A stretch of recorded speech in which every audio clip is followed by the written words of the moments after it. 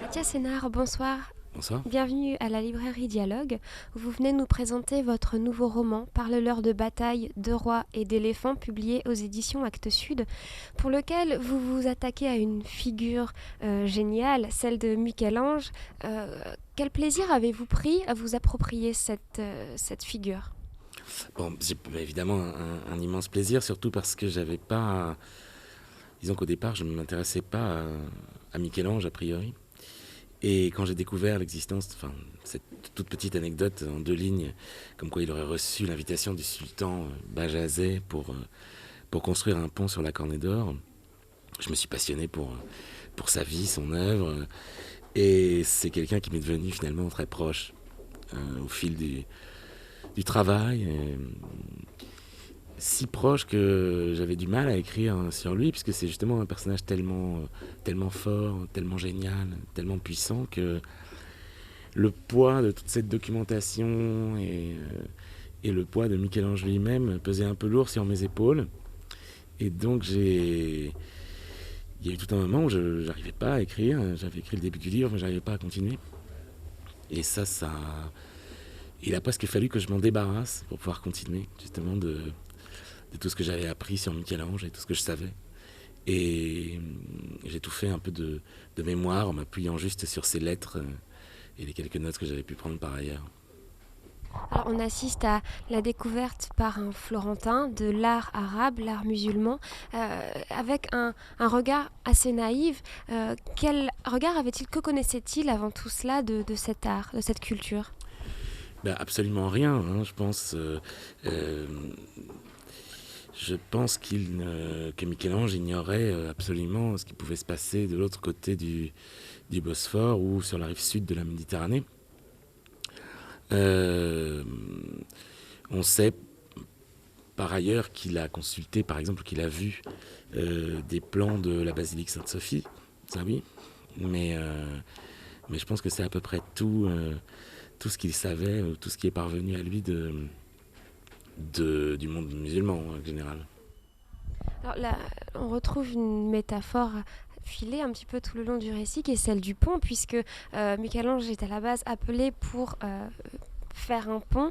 Qu'est-ce que représente ce pont pour vous ? Précisément, c'était ce qui m'ennuyait dans cette histoire, c'était que ce soit un pont.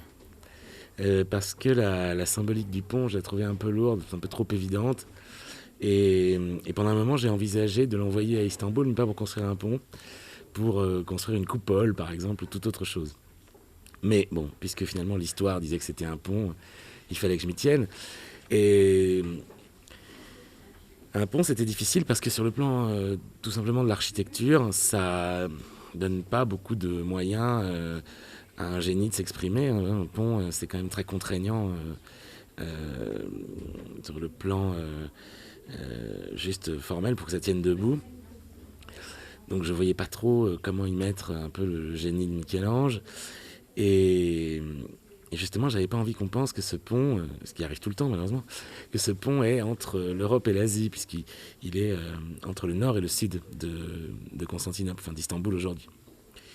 Mais néanmoins, le livre cherche à être peut-être un pont entre les cultures, entre ici et ailleurs, entre aujourd'hui et hier, et mais c'est surtout aussi un pont détruit.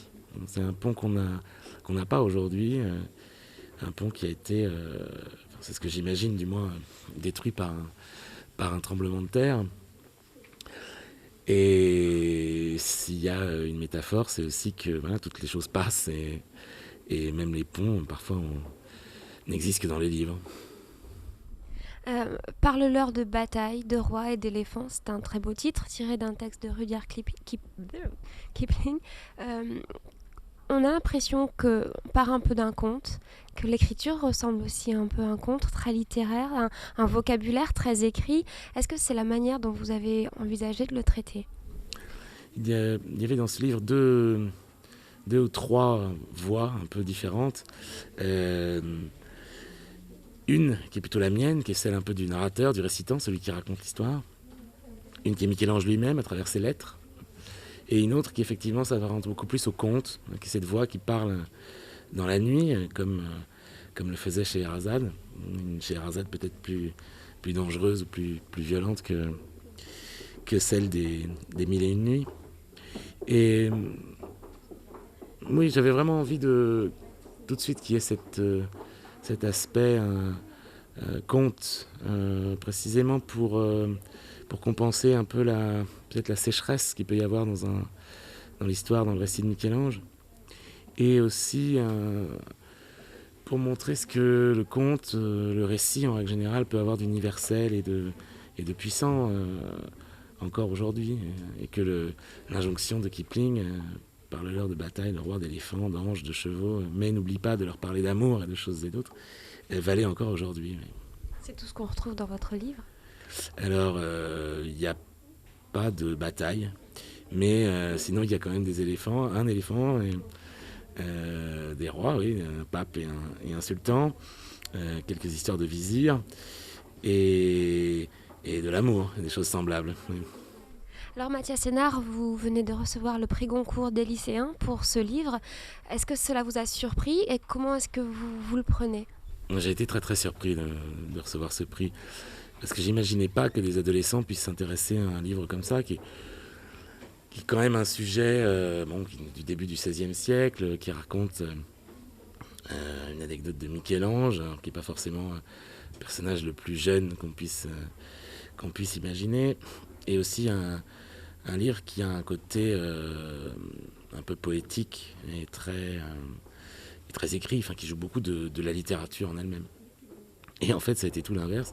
C'est exactement ce que les lycéens ont dit qu'ils avaient apprécié dans mon livre. C'était son aspect poétique et la langue. Donc on est toujours surpris. Et ça a été une très belle surprise. Bien, merci beaucoup pour vos réponses. Ben, merci à vous.